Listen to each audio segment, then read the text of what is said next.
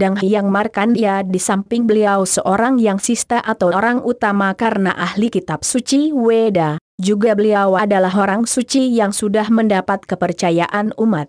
Dang Hyang Markandia pun menjadi seseorang suci yang senantiasa dijadikan tumpuan untuk memohon penyucian diri oleh umat.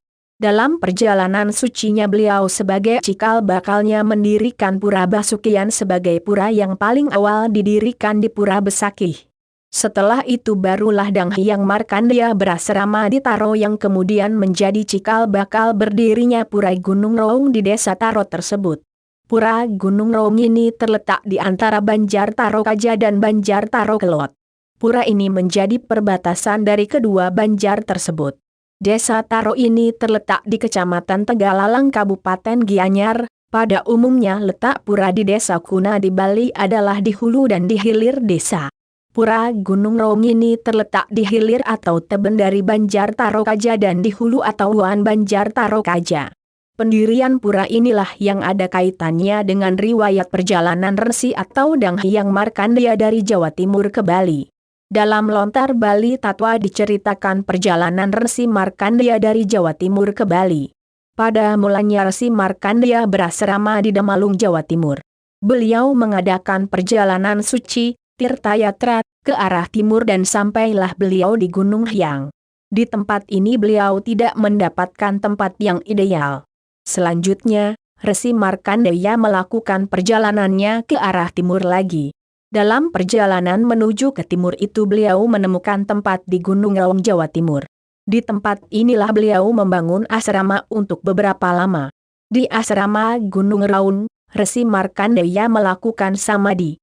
Dalam samadinya beliau mendapatkan petunjuk agar beliau mengadakan perjalanan ke Pulau Bali.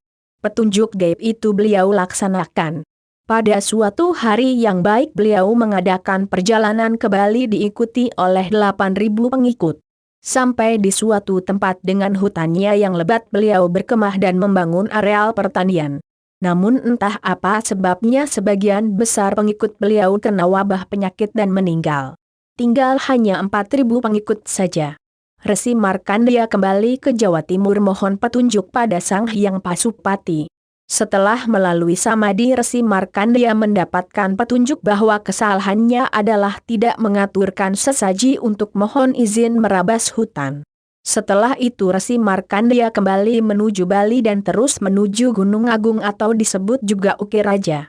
Beliau diikuti lagi oleh pengiring yang disebut Wong Wejo.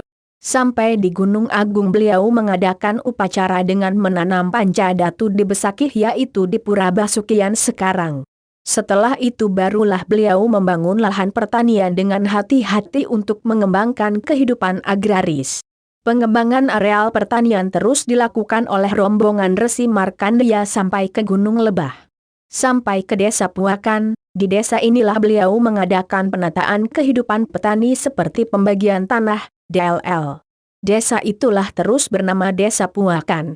Ada juga beliau mengadakan pembukaan areal pertanian sampai di Desa Sarwa ada. Setelah semua pengikutnya mendapatkan areal pertanian untuk mengembangkan kehidupan agraris lalu beliau membangun suatu paseraman yang mirip dengan paseramannya di Gunung Raung, Jawa Timur.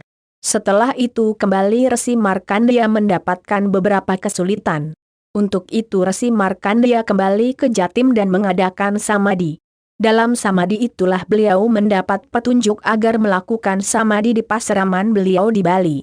Setelah kembali ke Bali lalu beliau mengadakan samadhi ternyata Resi Markandeya melihat ada sinar di suatu tempat. Nyala itu ternyata berasal dari sebatang pohon yang menyala. Di pohon yang menyala itulah Resi Markandeya mendirikan Pura Gunung Raung sekarang. Karena berasal dari pohon yang menyala akhirnya tempat itu dinamakan Desa Taro yang berasal dari kata taru artinya pohon. Pura dan paseramannya dibuat mirip dengan yang ada di Gunung Raung.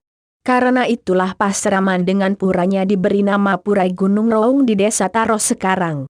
Di Desa Taro ada sapi putih konon keturunan Lembu Nandini. Sampai tahun 1974 keturunan sapi putih itu masih ada beberapa ekor saja. Sapi putih itu sangat dikeramatkan oleh penduduk di Desa Taro. Dang Hyang Markandeya adalah seorang resi yang menganut paham Waisnawa.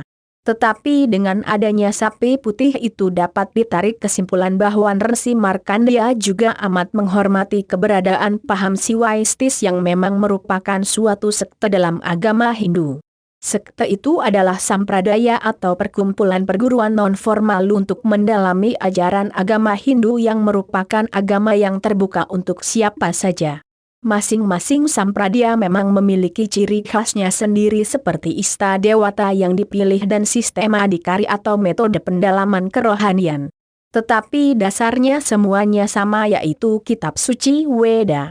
Menurut suami Siwananda, agama Hindu menyiapkan hidangan spiritual kepada setiap orang sesuai dengan perkembangan hidupnya. Karena itu tidak ada pertentangan dalam keanekaragaman sistem sampradaya dalam beragama Hindu tersebut.